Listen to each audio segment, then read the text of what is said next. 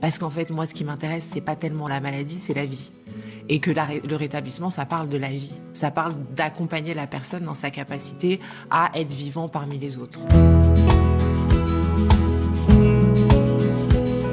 Je m'appelle Philippa Mott, je fais de la formation sur les enjeux de santé mentale et de handicap psychique dans le cadre professionnel, dans les entreprises ou pour les gens qui sont chargés d'insérer les personnes qui ont ce type de problématique. J'accompagne des personnes qui ont des troubles psychiques dans leur parcours de vie, leur parcours de rétablissement.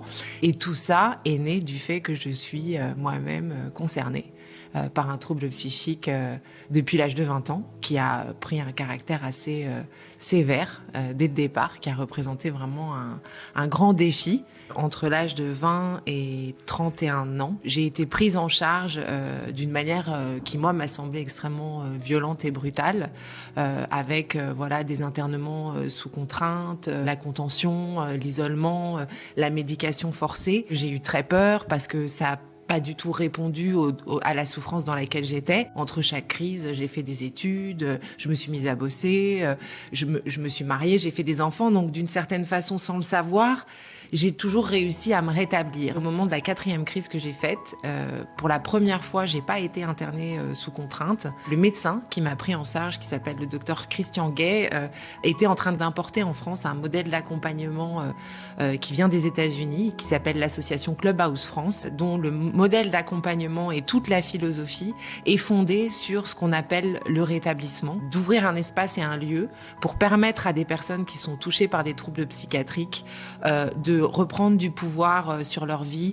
de reprendre confiance en eux, en leurs compétences, en leurs capacités. On me parlait de moi en tant qu'être humain, pas de moi en tant que malade. On me parlait de mes capacités, on me parlait de mon identité. C'était ça qui était touché par ces troubles, c'était ça qui était fragilisé. C'était ça que j'avais besoin de comprendre, qui j'étais, mes valeurs, ce qui me constituait, ce qui m'animait, comment je pouvais le consolider, malgré l'existence de cette fragilité. Et c'est pour ça que j'ai entendu. Aujourd'hui, dans ma vie, il n'y a personne qui ne sait pas.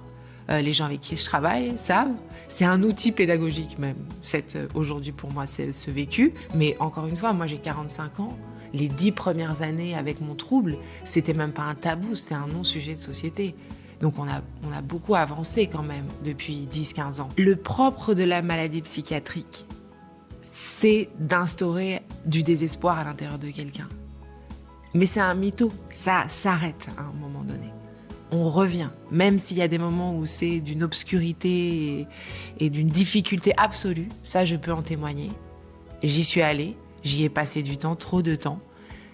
La vie reprend ses droits à un moment donné, petit pas par petit pas. Il faut y aller tranquille et il faut être gentil avec soi-même.